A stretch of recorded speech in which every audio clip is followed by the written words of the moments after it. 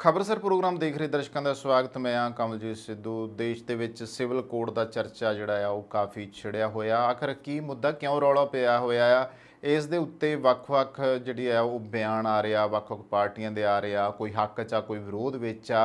ਆਖਰ ਕਿਉਂ ਇਹ ਪੰਗਾ ਖੜਾ ਕੀਤਾ? ਕਿ ਇਹਦੇ ਪਿੱਛੇ ਰਾਜਨੀਤੀ ਹੈ ਜਾਂ ਫਿਰ ਆਉਣ ਵਾਲੀਆਂ ਇਲੈਕਸ਼ਨਾਂ ਆ ਜਾਂ ਫਿਰ ਕੋਈ ਹੋਰ ਕਾਰਨ ਆ? ਔਰ ਇਹ ਕੀ ਚੱਲ ਰਿਹਾ ਆ, ਇਹ ਵਾਕਿਆ ਹੀ ਜਿਹੜਾ ਆ ਆਮ ਲੋਕਾਂ ਨੂੰ ਸ਼ਸ਼ੋ-ਪੰਜ ਵਿੱਚ ਪਾ ਰਿਹਾ। ਆਮ ਲੋਕ ਜਿਹੜੇ ਨੇ ਉਹ ਇਸ ਬਾਰੇ ਸੋਚ ਕੇ ਹੈਰਾਨ ਹੋ ਰਹੇ ਨੇ ਕਿ ਚੰਗੀ ਭਲੀ ਚੱਲਦਾ ਪਿਆ ਦੇਸ਼ ਦੇ ਵਿੱਚ ਇੱਕੋ ਦਮ ਫਿਰ ਕਿਉਂ ਜਿਹੜੀ ਆ ਹਲਚਲ ਪੈਦਾ ਕਰ ਦਿੱਤੀ ਜਾਂਦੀ ਹੈ। ਸਿਵਲ ਕੋਡ ਦਾ ਰੌਲਾ ਪਿਆ ਆ।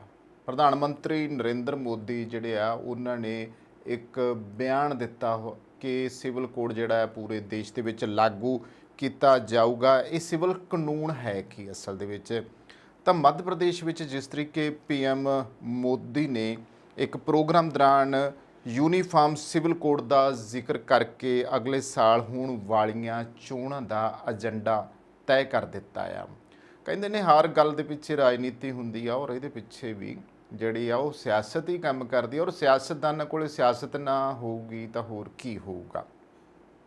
ਦੇਸ਼ ਵਿੱਚ ਇੱਕ ਸਾਰ ਕਾਨੂੰਨ ਦੀ ਵਕਾਲਤ ਕਰਦਿਆਂ PM ਮੋਦੀ ਨੇ ਕਿਹਾ ਆ ਕਿ ਇੱਕ ਪਰਿਵਾਰ ਦੇ ਵਿੱਚ ਦੋ ਬੰਦਿਆਂ ਦੇ ਵੱਖ-ਵੱਖ ਨਿਯਮ ਜਿਹੜੇ ਆ ਨਹੀਂ ਹੋ ਸਕਦੇ। ਅਜਿਹੀ ਦੋਹਰੀ ਪ੍ਰਣਾਲੀ ਨਾਲ ਘਰ ਕਿਵੇਂ ਚੱਲੇਗਾ, ਇਹ ਗੱਲ ਕੀਤੀ ਹੈ।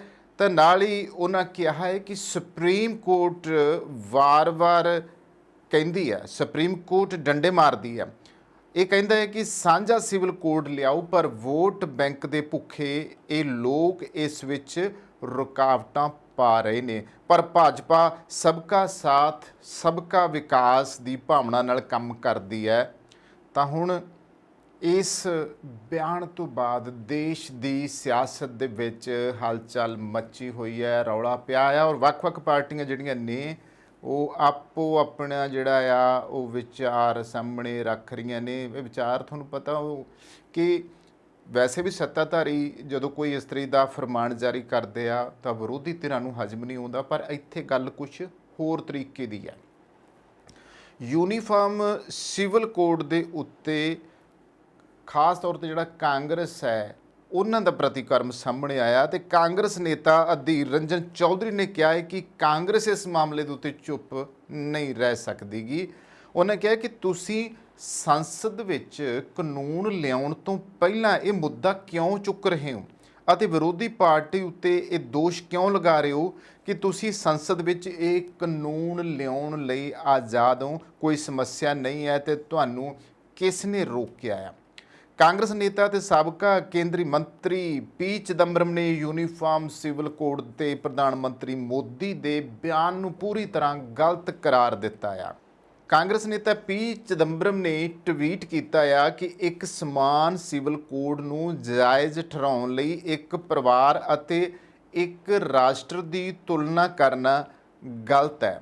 ਮੋਟੇ ਤੌਰ ਤੇ ਜੇ ਗੱਲ ਕਰੀਏ ਤਾਂ ਇਹ ਤੁਲਨਾ ਸਹੀ ਲੱਗ ਸਕਦੀ ਹੈ, ਪਰ ਅਸਲੀਅਤ ਬਹੁਤ ਵੱਖਰੀ ਹੈ। ਕਾਂਗਰਸ ਇਸ ਦਾ ਵਿਰੋਧ ਕਰ ਰਹੀ ਹੈ ਤਾਂ ਦੂਸਰੇ ਪਾਸੇ AIMIM ਨੇਤਾ ਤੇ ਸੰਸਦ ਮੈਂਬਰ ਅਸਦੂਦੀਨ ਓਵੈਸੀ ਨੇ ਯੂਨੀਫਾਰਮ ਸਿਵਲ ਕੋਡ ਤੇ ਪ੍ਰਧਾਨ ਮੰਤਰੀ ਨਰਿੰਦਰ ਮੋਦੀ ਦੇ ਬਿਆਨ ਤੋਂ ਬਾਅਦ ਪਲਟਵਾਰ ਕੀਤਾ ਆ। ਓਵੈਸੀ ਹੋਰਾਂ ਨੇ ਵੀ ਆਪਣਾ ਟਵੀਟ ਕੀਤਾ ਆ ਤੇ ਲਿਖਿਆ ਹੈ ਕਿ ਨਰਿੰਦਰ ਮੋਦੀ ਨੇ 3 ਤਲਾਕ, ਯੂਨੀਫਾਰਮ ਸਿਵਲ ਕੋਡ ਅਤੇ ਪਸਮੰਦਾ ਮੁਸਲਮਾਨਾਂ ਉੱਤੇ ਕੁਝ ਟਿੱਪਣੀਆਂ ਕੀਤੀਆਂ ਨੇ। ਲੱਗਦਾ ਹੈ ਕਿ ਮੋਦੀ ਜੀ ਓਬਾਮਾ ਦੀ ਸਲਾਹ ਨੂੰ ਠੀਕ ਤਰ੍ਹਾਂ ਨਾਲ ਨਹੀਂ ਸਮਝ ਸਕੇ। ਉਹਨਾਂ ਅੱਗੇ ਕਿਹਾ, ਮੋਦੀ ਜੀ ਤੁਸੀਂ ਇਹ ਦੱਸੋ ਕਿ ਤੁਸੀਂ ਹਿੰਦੂ ਅਣਵੰਡੇ ਪਰਿਵਾਰ ਨੂੰ ਖਤਮ ਕਰੋਗੇ।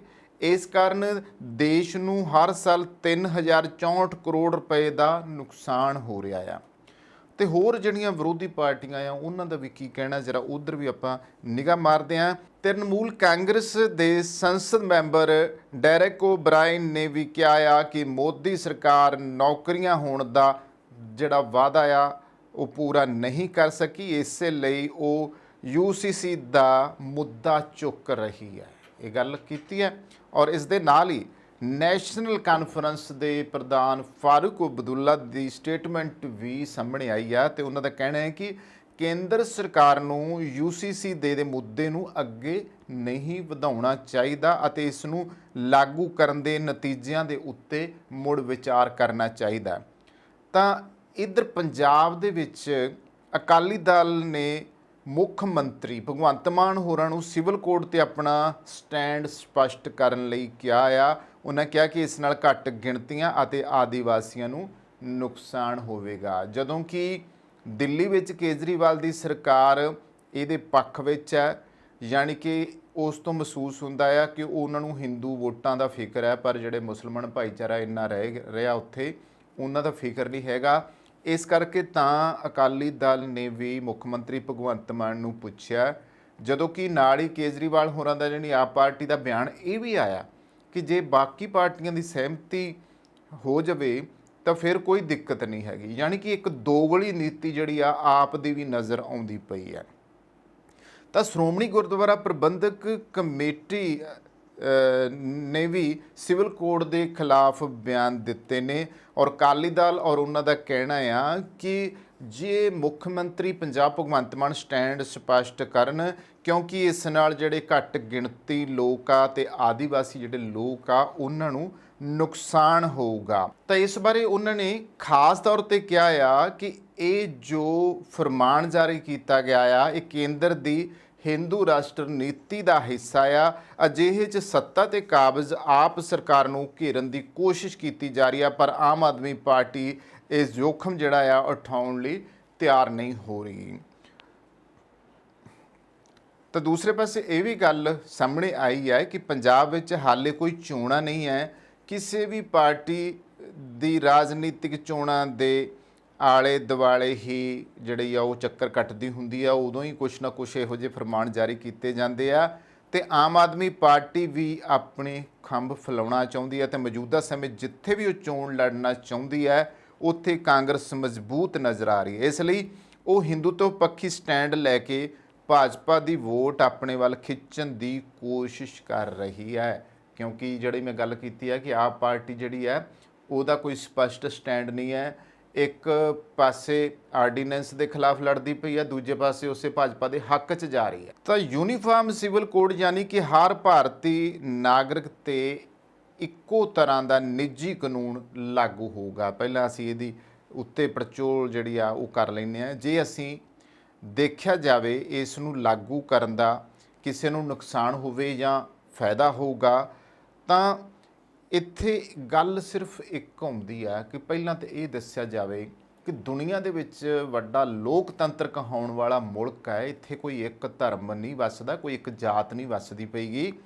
ਇਸ ਕਰਕੇ ਸਿਰਫ ਇੱਕ ਧਰਮ ਦਾ ਰਾਜ ਨਹੀਂ ਹੈ, ਇਹ ਸੋਚਣਾ ਪਊਗਾ। ਇੱਥੇ ਹਿੰਦੂ ਵੀ ਆ, ਸਿੱਖ ਵੀ ਆ, ਈਸਾਈ ਵੀ ਨੇ, ਮੁਸਲਮਾਨ ਵੀ ਨੇ, ਪਾਰਸੀ ਵੀ ਨੇ, ਬੋਧੀ ਵੀ ਨੇ, ਤੇ ਹਰ ਇੱਕ ਦੀ ਆਪਣੀ ਧਾਰਮਿਕ ਤੇ ਨਿੱਜੀ ਸੋਚ ਹੈ ਤੇ ਉਹਨਾਂ ਦੇ ਨਿਯਮ ਬਿਲਕੁਲ ਵੱਖੋ ਵੱਖਰੇ ਆ। ਇਸ ਵਕਤ ਸਿਆਸਤਦਾਨ ਜਿਹੜੇ ਨੇ 2024 ਦੀਆਂ ਲੋਕ ਸਭਾ ਚੋਣਾਂ ਜਿੱਤਣ ਲਈ ਜੋ ਗੱਲਾਂ ਛੇੜ ਰਹੇ ਨੇ, ਉਸ ਦਾ ਅਸਰ ਕੀ ਦੇਸ਼ ਦੇ ਲਈ ਫਾਇਦੇਮੰਦ ਹੈ ਜਾਂ ਫਿਰ ਇਹ ਦੇਸ਼ ਨੂੰ ਹੋਰ ਡੂੰਘੀ ਖਾਈ ਦੇ ਵਿੱਚ ਸੁੱਟ ਦੇਊਗਾ। ਜਿੱਥੋਂ ਤੱਕ ਗੱਲ ਆਉਂਦੀ ਹੈ ਕਾਨੂੰਨ ਲਾਗੂ ਕਰਨ ਦੀ, ਕਾਨੂੰਨ ਜਦੋਂ ਕਿਸੇ ਅਪਰਾਧ ਲਈ ਹੋਵੇ, ਉਹ ਕਤਲ, ਧੋਖਾਦੇਹੀ, ਬਲਾਤਕਾਰ ਜਾਂ ਹੋਰ ਕਿੰਨੇ ਵੀ ਅਪਰਾਧ ਆ ਉਹਨਾਂ ਬਾਰੇ ਆਵੇ, ਤਾਂ ਕਾਨੂੰਨ ਅੱਜ ਵੀ ਸਭ ਲਈ ਬਰਾਬਰ ਹੈ। ਕਾਨੂੰਨ ਬਰਾਬਰੀ ਨਾਲ ਲਾਗੂ ਨਹੀਂ ਹੁੰਦਾ, ਪਰ ਜਦੋਂ ਬਣਾਇਆ ਜਾਂਦਾ ਆ ਉਸ ਵਿੱਚ ਕੋਈ ਭਿੰਨ ਭੇਦ ਜਿਹੜਾ ਆ ਉਹ ਨਹੀਂ ਹੁੰਦਾ। ਕਾਨੂੰਨ ਦਾ ਜੋ ਵੱਖਰਾਪਣ ਹੈ ਉਹ ਸਿਰਫ ਧਰਮ ਲਈ ਹੈ। ਤੇ ਜਦੋਂ ਅਸੀਂ 3 ਤਲਾਕ ਬਾਰੇ ਗੱਲ ਕਰਦੇ ਹਾਂ ਤਾਂ 3 ਤਲਾਕ ਗਲਤ ਹੈ ਅਤੇ ਇਸ ਉੱਤੇ ਕਾਨੂੰਨ ਵੀ ਬਣ ਚੁੱਕਿਆ। 3 ਤਲਾਕ ਗਲਤ ਹੋਣਾ ਹੀ ਸੀ, ਪਰ ਉਸ ਮੁੱਦੇ ਤੇ ਇੱਕ ਧਰਮ ਨੂੰ ਲੈ ਕੇ ਯੂਨੀਫਾਰਮ ਸਿਵਲ ਕੋਡ ਦੀ ਗੱਲ ਕਰਨਾ ਕੀ ਸਹੀ ਕਿਹਾ ਜਾ ਸਕਦਾ ਹੈ? ਸਵਾਲ ਖੜਾ ਹੁੰਦਾ ਹੈ। ਤਾਂ ਇੱਥੇ ਇੱਕ ਅਸੀਂ ਇਤਿਹਾਸਕ ਪੱਖਾਂ ਦੀ ਪੜਚੋਲ ਵੀ ਕਰਦੇ ਹਾਂ, ਉਹਦੇ ਵੱਲ ਝਾਤੀ ਮਾਰਦੇ ਹਾਂ ਕਿ ਅੰਗਰੇਜ਼ਾਂ ਦੇ ਜ਼ਮਾਨੇ ਦੇ ਵਿੱਚ ਜਦੋਂ ਉਹ ਇੱਥੇ ਰਾਜ ਕਰ ਰਹੇ ਸੀਗੇ, ਉਹਨਾਂ ਨੇ ਇਹੋ ਜਿਹੇ ਕਾਨੂੰਨ ਬਣਾਏ ਸੀ ਜਿਹੜੇ ਵਿਧਵਾ ਔਰਤਾਂ ਨੂੰ ਦੁਬਾਰਾ ਵਿਆਹ ਕਰਨ ਦੀ ਆਗਿਆ ਦਿੰਦੇ ਸਨ ਤੇ ਸਤੀ ਪ੍ਰਥਾ ਨੂੰ ਰੋਕਦੇ ਸਨ ਤੇ ਬਾਲ ਵਿਆਹ ਨੂੰ ਰੋਕਦੇ ਸਨ। ਹਾਲਾਂਕਿ ਇਹ ਜਿਹੜੀਆਂ ਕੁਰੀਤੀਆਂ ਸੀਗੀਆਂ ਇਹ ਭਾਰਤੀ ਸਮਾਜ ਵਿੱਚ ਬਹੁਤ ਜ਼ਿਆਦਾ ਫੈਲੀਆਂ ਹੋਈਆਂ ਸੀਗੀਆਂ ਤੇ ਬਾਲ ਵਿਆਹ ਨੂੰ ਜਾਂ ਜਿਹੜੀਆਂ ਇਹ ਕੁਰੀਤੀਆਂ ਰੋਕਣ ਦੇ ਲਈ ਅੰਗਰੇਜ਼ਾਂ ਨੇ ਕਾਨੂੰਨ ਬਣਾਏ ਸਨ। ਤਾਂ ਇਸ ਤੋਂ ਹੀ ਸ਼ੁਰੂ ਹੋਇਆ ਸੀ 1857 ਦਾ ਵਿਦਰੋਹ। ਔਰ ਉਹਦਾ ਕਾਰਨ ਪਤਾ ਕੀ ਸੀਗਾ? ਉਹ ਚਾਹੁੰਦੇ ਨਹੀਂ ਸੀਗੇ ਵੀ ਜਿਹੜੀਆਂ ਸਾਡੀਆਂ ਕੁਰੀਤੀਆਂ ਆ ਅੰਗਰੇਜ਼ ਬੰਦ ਕਰਾਉਣ, ਉਸ ਵੇਲੇ ਦੇ ਜਿਹੜੇ ਭਾਰਤੀ ਸੀਗੇ। ਔਰ ਉਹ ਅੰਦਰ ਖਾਤੇ ਜਿਹੜੇ ਉਸ ਵੇਲੇ ਦੇ ਵੀ ਕੱਟੜਵਾਦੀ ਹਿੰਦੂ ਸੀਗੇ, ਉਹਨਾਂ ਦੇ ਮਨਾਂ ਦੇ ਵਿੱਚ ਇਹ ਸੀਗਾ ਕਿ ਇਹਨਾਂ ਅੰਗਰੇਜ਼ਾਂ ਨੇ ਉੱਠ ਕੇ ਹਿੰਦੂ ਔਰਤਾਂ ਨੂੰ ਇੰਨੇ ਅਧਿਕਾਰ ਕਿਉਂ ਦੇ ਦਿੱਤੇ, ਹੁੰਦੇ ਕੌਣ ਆ? ਅੰਗਰੇਜ਼ਾਂ ਦੀ ਉਹ ਸੋਚ ਔਰਤਾਂ ਲਈ ਸਹੀ ਸੀ, ਪਰ ਹਿੰਦੁਸਤਾਨ ਦੀ ਜਿਹੜੀ ਆਪਣੀ ਧਾਰਮਿਕ ਸੋਚ ਸੀ ਉਹ ਉਸ ਨੂੰ ਸਵੀਕਾਰ ਹੀ ਨਹੀਂ ਕਰਦੀ ਸੀ। ਇਸ ਕਰਕੇ ਅੰਗਰੇਜ਼ਾਂ ਦੇ ਇਹਨਾਂ ਕਾਨੂੰਨਾਂ ਦੇ ਖਿਲਾਫ ਹੀ ਰਹੇ ਆ। ਅੱਜ ਜਦੋਂ ਇਸਲਾਮ ਵਿੱਚ ਤਬਦੀਲੀਆਂ ਲਿਆਉਣ ਦੀ ਗੱਲ ਕੀਤੀ ਜਾ ਰਹੀ ਆ, ਤੇ ਇਹ ਉਸੇ ਤਰ੍ਹਾਂ ਹੀ ਆ ਜਿਵੇਂ ਅੰਗਰੇਜ਼ਾਂ ਨੇ ਹਿੰਦੂ ਨਿੱਜੀ ਕਾਨੂੰਨਾਂ ਵਿੱਚ ਤਬਦੀਲੀ ਲਿਆਂਦੀ ਸੀ ਤੇ ਮੁਸਲਮਾਨ ਔਰਤਾਂ ਬਾਰੇ ਵੀ ਸੋਚ। ਇਹ ਉਸੇ ਤਰ੍ਹਾਂ ਹੀ ਹੈ ਜਿਵੇਂ ਅੰਗਰੇਜ਼ਾਂ ਨੇ ਹਿੰਦੂ ਨਿੱਜੀ ਕਾਨੂੰਨਾਂ ਦੇ ਵਿੱਚ ਤਬਦੀਲੀ ਲਿਆਂਦੀ ਸੀ ਤੇ ਮੁਸਲਮਾਨ ਔਰਤਾਂ ਬਾਰੇ ਸੋਚ ਵੀ ਸਹੀ ਹੈ, ਪਰ ਉਸ ਨੂੰ ਕਬੂਲਿਆ ਨਹੀਂ ਜਾ ਰਿਹਾ ਗਾ।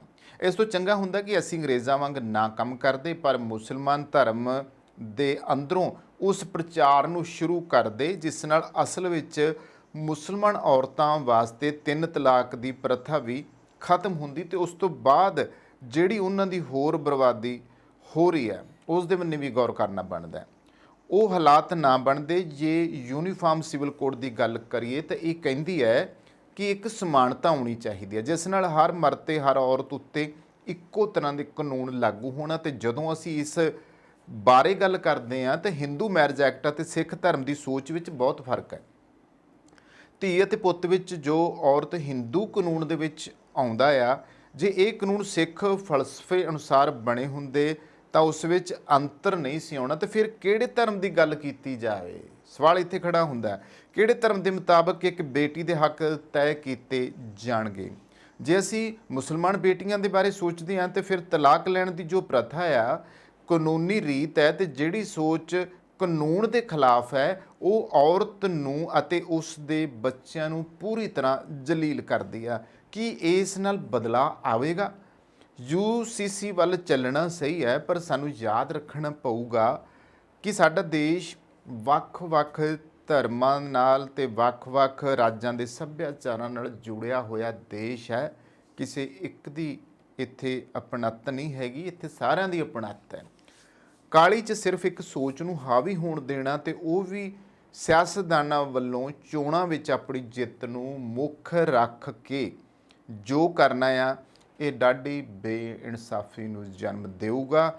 ਜੇ ਘੱਟ ਗਿਣਤੀਆਂ ਤੇ ਬਾਕੀ ਲੋਕਾਂ ਦੀ ਆਵਾਜ਼ ਨੂੰ ਦਬਾ ਦਿੱਤਾ ਗਿਆ ਤਾਂ ਇਹ ਚੋਣਾਂ ਭਾਵੇਂ ਜਿੱਤ ਵੀ ਲਈਆਂ ਜਾਣ, ਪਰ ਆਉਣ ਵਾਲੇ ਸਮੇਂ ਵਿੱਚ ਇਹੋ ਜਿਹੀਆਂ ਮੁਸ਼ਕਲਾਂ ਆਉਣੀਆਂ ਆ ਜਿਨ੍ਹਾਂ ਦੇ ਸਾਹਮਣੇ ਛੋਟੀਆਂ-ਛੋਟੀਆਂ ਕੁਰਸੀਆਂ ਦੀ ਜਿੱਤ ਕੋਈ ਮਾਣੇ ਨਹੀਂ ਰੱਖੂਗੀ। ਇਸ ਲਈ ਜ਼ਰੂਰ ਪਹਿਲੀ ਗੱਲ ਤਾਂ ਇਹ ਬਿਲਕੁਲ ਸਹੀ ਹੈ ਕਿ ਮੁਸਲਮਾਨ ਭਾਈਚਾਰੇ ਦੇ ਵਿੱਚ ਇਹ ਗੱਲ ਹੌਲੀ-ਹੌਲੀ ਉਹਨਾਂ ਦੇ ਸਮਝਾਈ ਜਾਂਦੀ, ਦਲੀਲਾਂ ਦਿੱਤੀਆਂ ਜਾਂਦੀਆਂ ਕਿ ਐ ਨਹੀਂ ਕਿ ਤੁਸੀਂ ਉੱਠ ਕੇ 3 ਸ਼ਬਦ ਜਿਹੜੇ ਆ ਬੋਲ ਦਿਓ ਤੇ ਇੱਕ ਔਰਤ ਨੂੰ ਜਿਹੜਾ ਸੀਗਾ ਉਹ ਬਿਲਕੁਲ ਹੀ ਤੁਸੀਂ ਤਲਾਕ ਦੇ ਕੇ ਪਾਸੇ ਕਰ ਦਿਓ ਔਰ ਜ਼ਿੰਦਗੀ ਤੋਂ ਇੱਕੋ ਦਮ ਜਿਹੜਾ ਹੈਗਾ ਉਹਨੂੰ ਪਾਸੇ ਕਰਕੇ ਝਟਕਾ ਦੇ ਦਿਓ। ਠੀਕ ਹੈ, ਉਹਨਾਂ ਦੇ ਧਰਮ ਦੀਆਂ ਉਹ ਗੱਲਾਂ ਆ, ਉਹਦੇ ਵਿੱਚ ਗੱਲਬਾਤ ਹੀ ਇੱਦਾਂ ਦੀ ਚੱਲੀ ਆ ਰਹੀ ਹੈ, ਸਦੀਆਂ ਤੋਂ ਚੱਲੀ ਆ ਰਹੀ ਹੈ।